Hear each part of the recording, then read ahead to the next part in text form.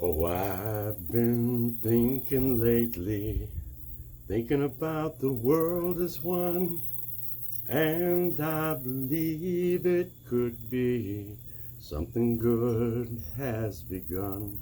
'Cause out on the edge of darkness, there lies a peace train. Peace train, take this whole world, come take us home again. 1 second, please. Hi, welcome to Spirit Voice, and my name is Sunny.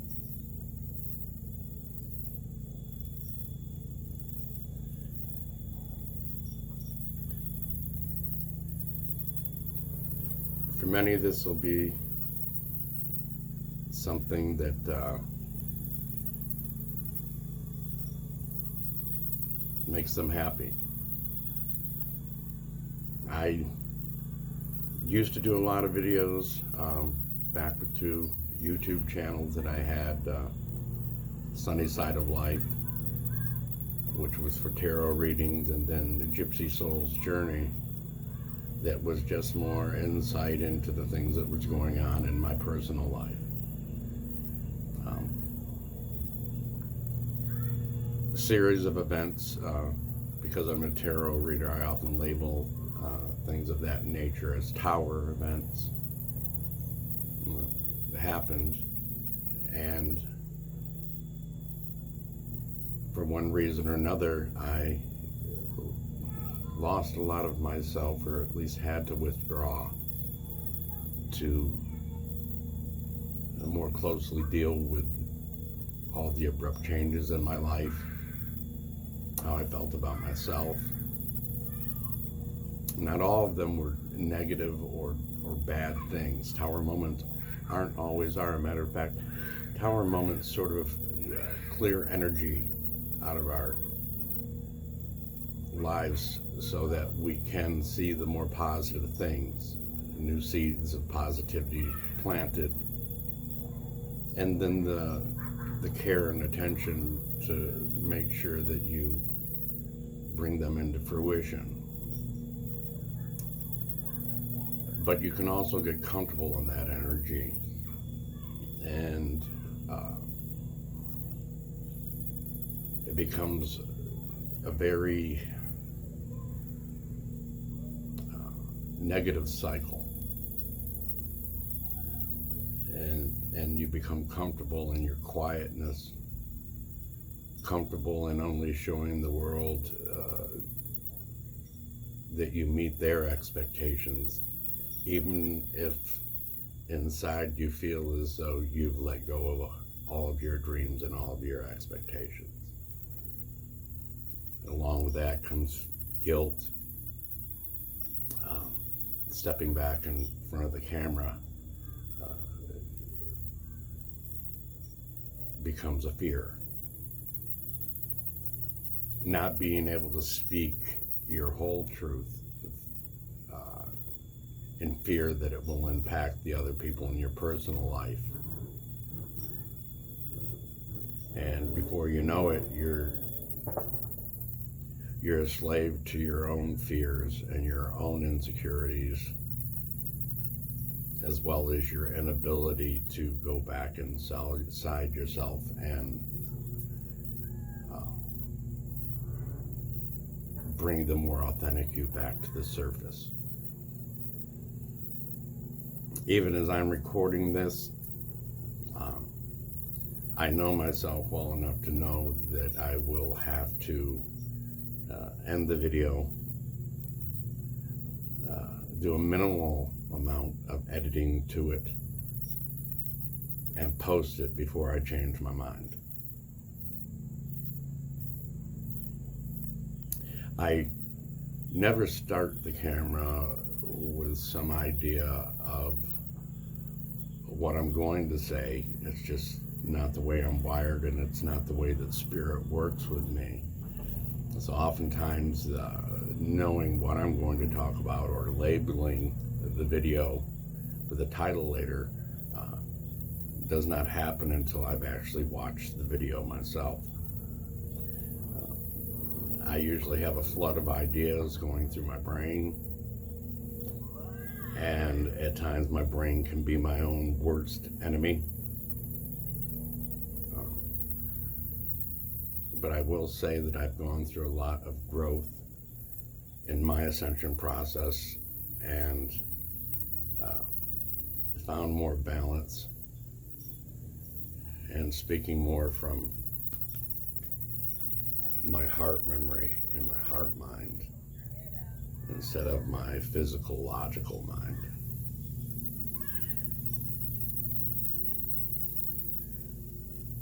What's been on my mind the most lately, as the short brief snippet of the Cat Stevens song Peace Train,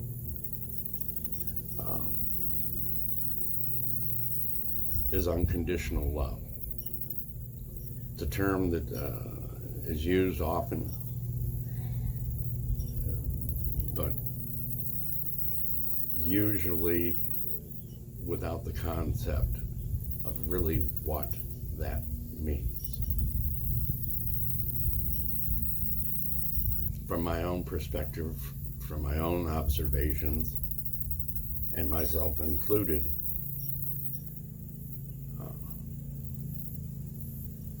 I only know one being capable of unconditional love, and that would be our creative source of all love and light. Some may have name for this creative source. We as humans often find that we have to assign a name or title, whether it be God, Buddha, Allah, my Lord, Father. I prefer creative source because that best defines what I know that being to be. The source of all love and light. The one capable of unconditional love. And I know as surely as I'm speaking here now, closer people in my life who were in the expectation that I would call them today or send them a message,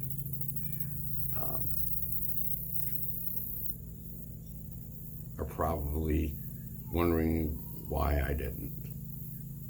And all I can say is trust the connection that you have with me. Trust in your understanding of divine timing, divine intervention, that regardless of whether I send a message or I am in your physical presence, if there is a true and strong connection between us,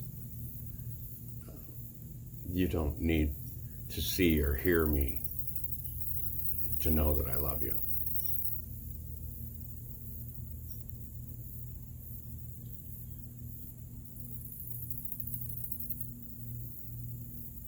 Love. There was a time when I used to tell people, it's a way overused term. I love ice cream. I love spaghetti. I love my new car. I love my new hairdo. Love, love, love, love, love. Limitation of words at times. But all of them fit. If it's something that brings you joy, if it's something that builds your self-esteem, if it's something that helps you feel balanced, then why shouldn't you love it? If it's something that builds you up when you're feeling down, if it's something that embraces you and reminds you that nothing bad ever really happens, only disappointment from expectations. Unconditional, that's the tricky part. Unconditional, usually used in reference to our parents or our children. I love my children unconditionally. I love my parents unconditionally. I love you, my wife, unconditionally. I do. I do. Sorry. It's in my nature to be a tad bit sarcastic at times, but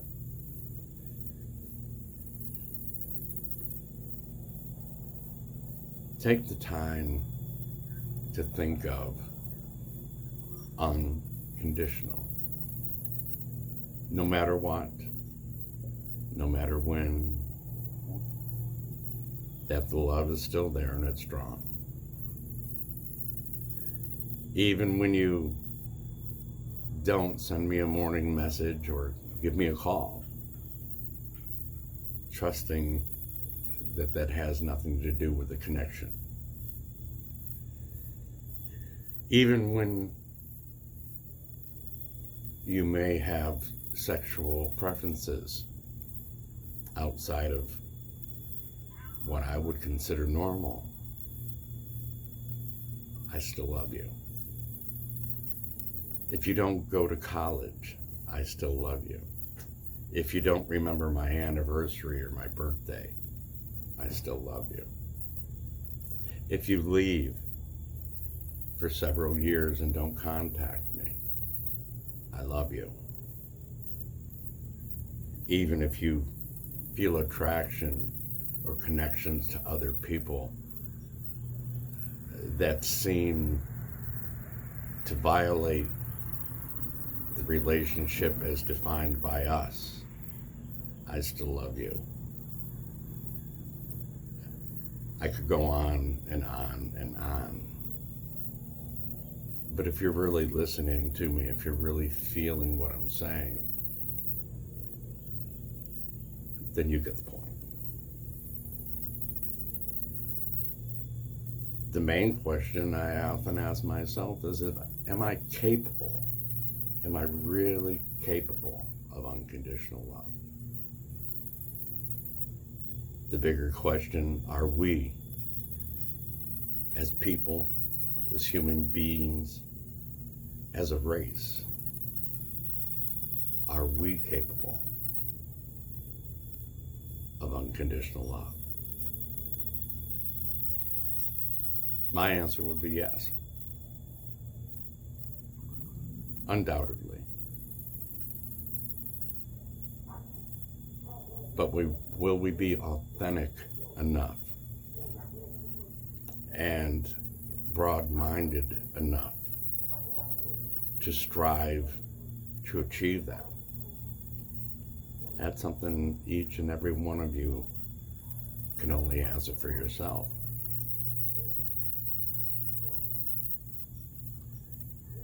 But I don't think it would take a big jump in understanding or comprehension to realize that if we do achieve that, even if we never achieve it, but we get closer to it, then we will by far have achieved a goal that most of us would consider unreachable.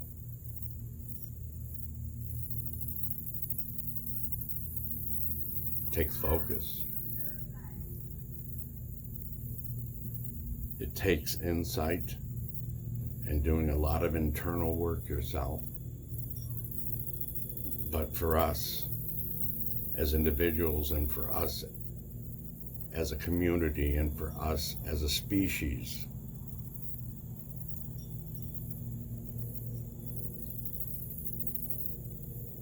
if we want true joy, if we want real happiness, if we want to feel authentic and overwhelming and constant love, then that is what we need to keep striving to do. That is the goal of the ascension process, of our growth.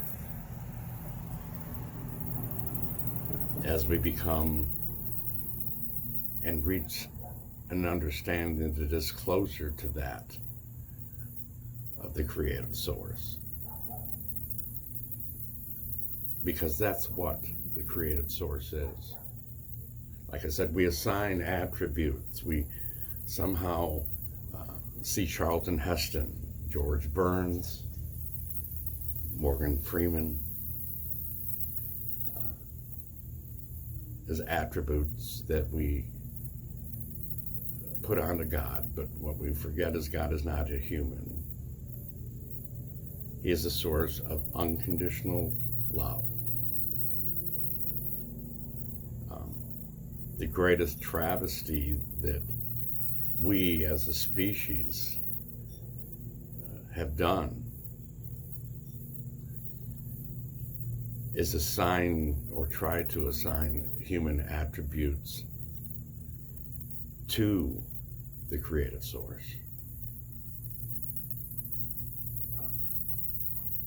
Once you really connect and know and reawaken the creative source, because there's a piece of it in all of us,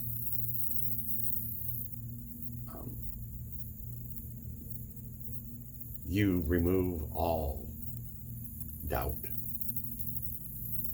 fear, worry, anger, judgment. That's the big one right there, judgment. Many won't admit it, but our fear of death itself is based upon our fear of judgment that will finally have to be held accountable for things that we've done, whether they be known by others or whether they be something that we only know ourselves or think that we only know ourselves that we've done.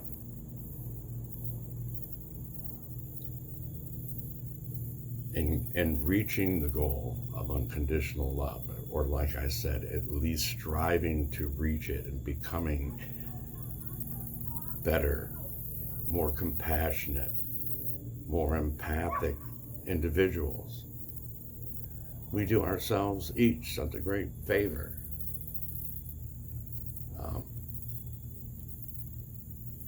There is no judgment. And I have news for you. There is no sin. There is no anger. Those are things that we put upon ourselves. The source of unconditional love isn't capable. And if there's anything that it doesn't really even know or understand, it would be those type of emotions that we as humans carry. You see, they are on the other side of the veil. All the benevolent souls and spirits that I talk to that protect me and guide me each day. They know of the duality that I face by actually being in this human body, present incarnation. But they also know of the soul that existed before it chose to come back to here, to the earth. They know that we are capable of unconditional love and a greater understanding. And they are our greatest rooting section and our greatest gurus, the masters, trying in so many different ways to lead us back to being who we were created to be.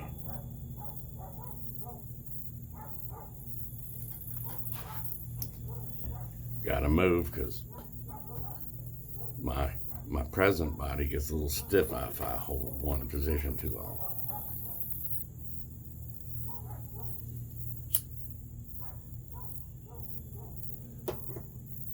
Is this right here even? When I was doing the videos before, you get it's such a slippery slope to get caught up in that worry about judgment.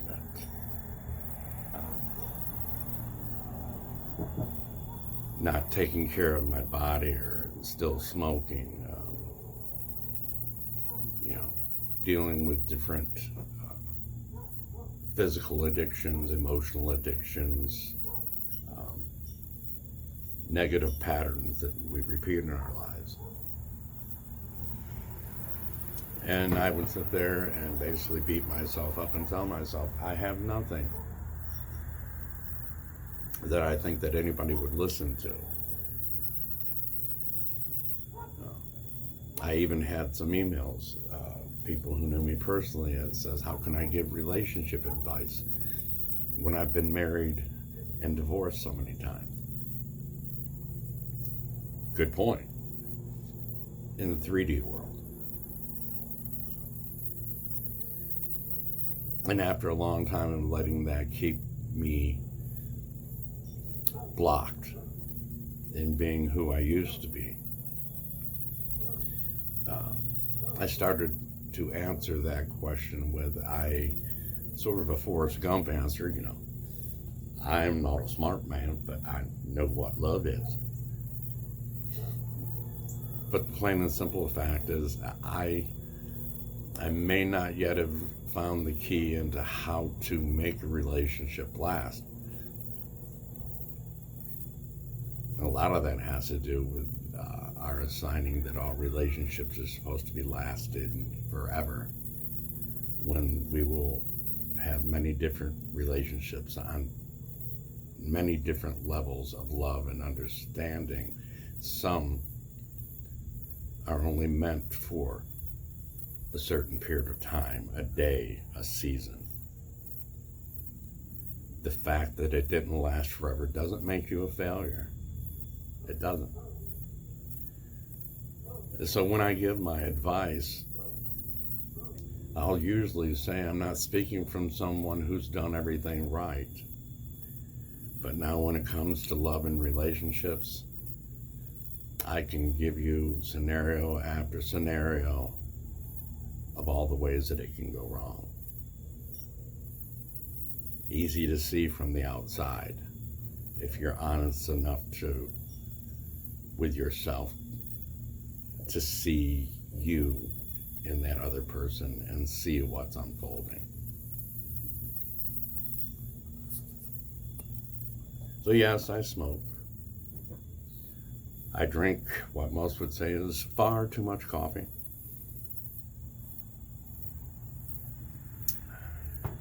When I eat, it's not always health food, although just because I love myself enough to try to make sure that I stay feeling fairly healthy, I have altered that a lot, and I will in the future. Not because someone else told me, but, and this is the key to the first part of unconditional love, is learning to love yourself unconditionally. And again, so many trappings within that statement alone. When I say that, it's not a narcissistic type thing where everything and every motivation that I have is to take care of me first. Those who know me well know that that is far from true. But learning to love yourself unconditionally removes guilt, removes the need to keep looking back at all the things that you think that you failed in or did wrong in your past. That was then. For us to learn how to love ourselves unconditionally, we have to choose to live in the present. And sometimes in our society, that appears narcissistic. That appears selfish. But until you're good with yourself, until you really love yourself unconditionally, every other attempt at every other type of relationship in your life will be tainted. If it doesn't come from a place of unconditional love, it's tainted. You're already falling back into placing expectations upon yourself and placing expectations upon other people that take away their free will.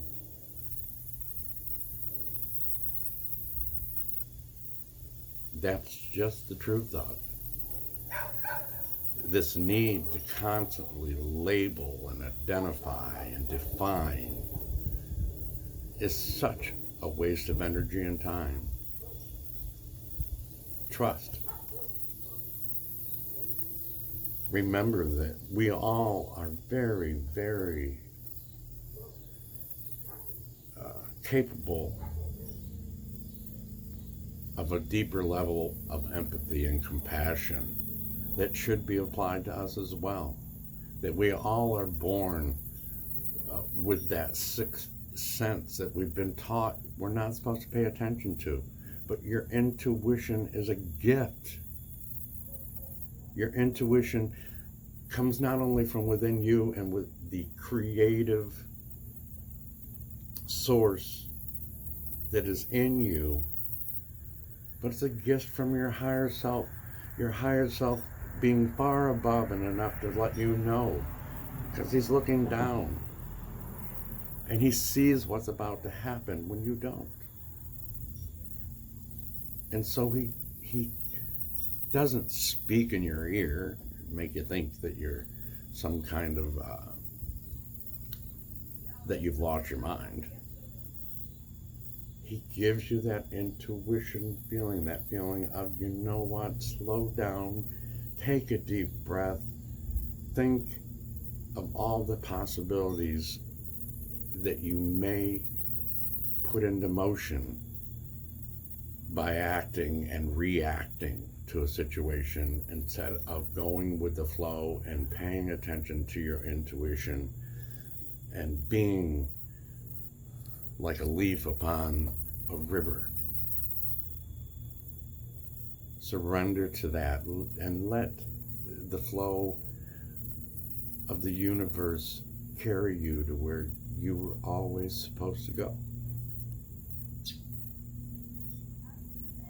Our destined path.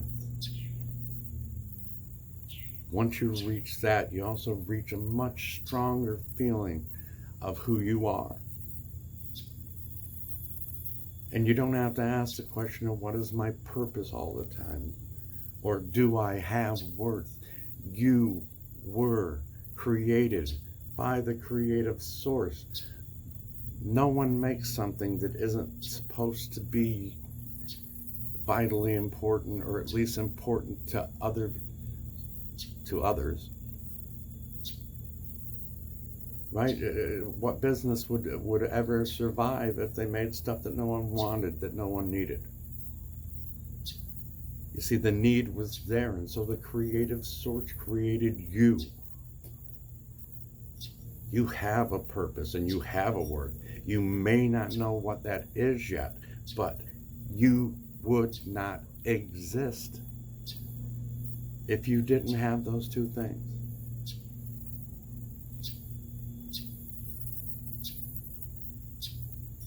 What a gift. Every moment and every breath and everything within our physical sight that we see. What a gift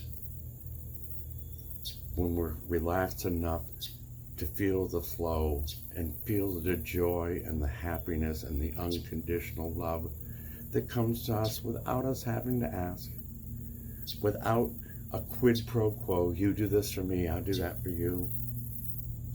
Okay? Just be authentic. Trust and intuition. Just be who you are. And I guarantee you the day will come when you'll realize that no matter what your life looked like in the past, and no matter if you haven't any idea what's going to happen in the next minute, much less 10 years down the line, know that you are who you are supposed to be. You are where you're supposed to be.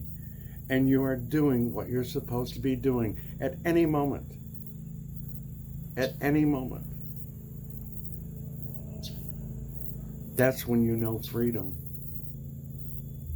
That's when you know that you love yourself unconditionally. That's when you realize that you can also apply that to every other person that you meet.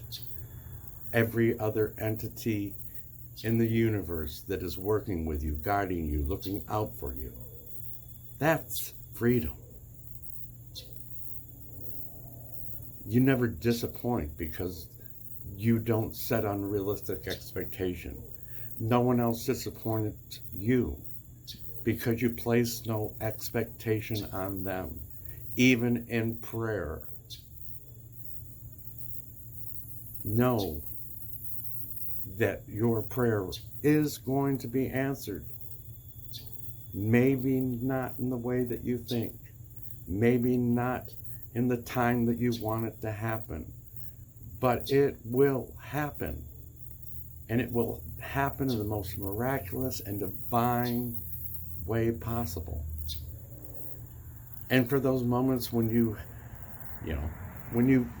pray for or try to manifest things, you'll also be happy that the universe didn't take you literally.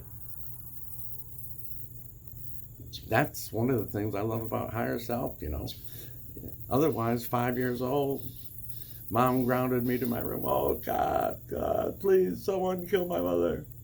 Please, she is so mean to me. Some of us never outgrow that. Why did she leave me? I tried to do everything she wanted me to do. Why? There's something we need to leave behind, drama. When you realize that we are forever, we are immortal. Maybe not in this flesh.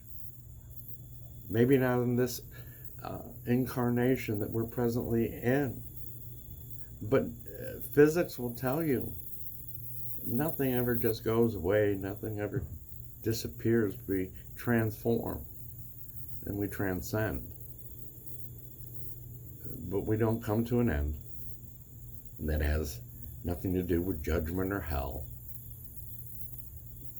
I remember when I went to, they don't exist anymore, so I won't worry about hurting anyone's feelings about it, but when I went to Michigan Christian College, which I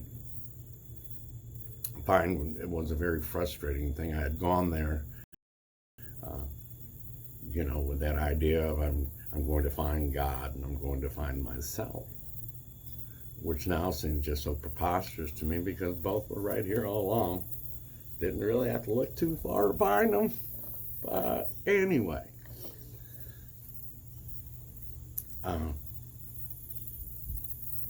my understanding even at that point, they could not grasp some of the troubling questions that I had concerning sin, heaven and hell. For one, the fact that hell isn't mentioned anywhere in the Bible. Two, that this God is this angry God that wants us to worship and bow down to him. Who would worship a God like that? That is dysfunctional. You might as well put on the lever, stick the ball in your mouth, and tell somebody, oh, I'm not worthy, whip me. Not that that isn't fun sometimes for some of you, okay? That's not what I'm saying. Please, mistress, not what I'm saying. But I could never see this being that is supposed to stand for everything is good that would punish someone for all eternity. That's just ridiculous. And I know that me saying that will offend some of you out there.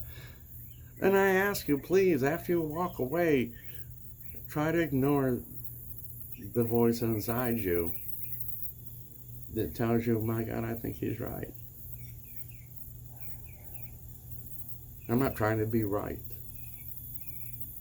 I'm just trying to be authentic who I am. And I'm trying to make sure that my future that I manifest and create, because we will all manifest our own futures that we create, that I take as many of the people that I love with me, which is in the billions. I served in the military, and I had a harder and harder time at seeing anyone else as the enemy, because I was just trying to put food on the table for my children and give my wife and my children a better life. And the guy that I aimed the gun in was only trying to do the same thing. The rest of it, maybe, your patriotism, ego-driven, where you want to be a hero or win your parents' approval. Those were the first things to go away. The first things that the more I dealt with and processed said, I'm not that person. I'm not the person that's going to take another life. I'm not. That's where I hope every day, and for every time that I sit down in front of this camera, that's the me that I hope resonates with all of you. That's the message that I want to add as my contribution to our history as a species.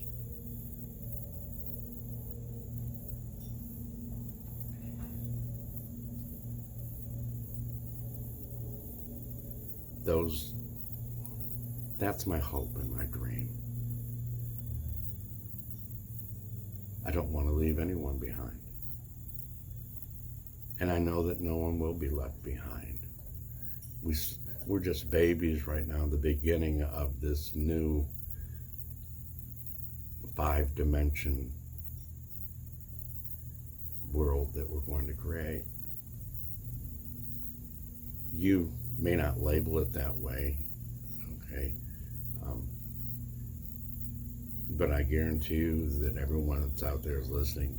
There is a voice somewhere inside you that says that there's things that my 5 senses don't pick up on that are happening, and that there's huge changes and shifts that are happening and will continue to, that have to.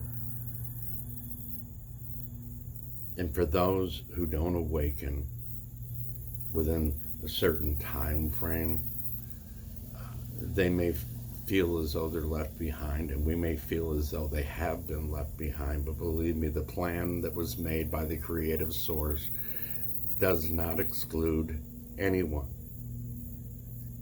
And in the right time, and in the perfect way that it should happen, we will all reach graduation day, when we are connected to the creative source, and that we are part of the creative source, and that we live in a world where everyone feels welcome, where everyone knows their worth, and where everyone knows they're loved.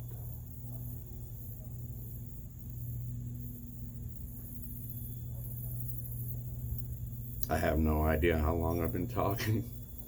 I have a tendency to talk a lot if I really think someone's listening.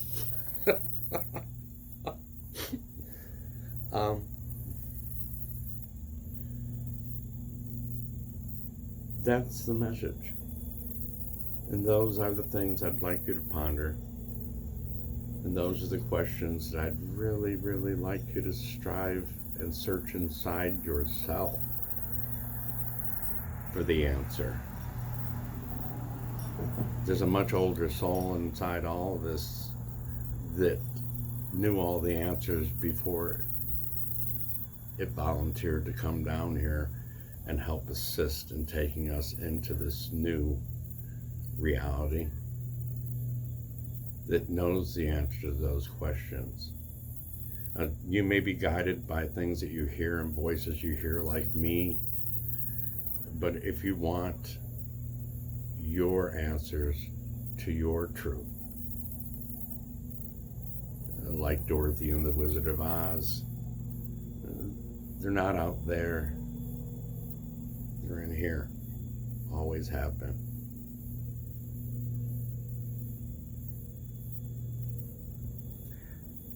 And I think I should cut it there.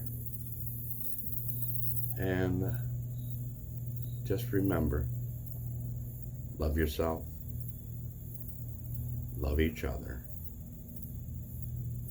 love all. Until we talk and meet again, know that a part of me is always with you, because I know a part of you is always with me.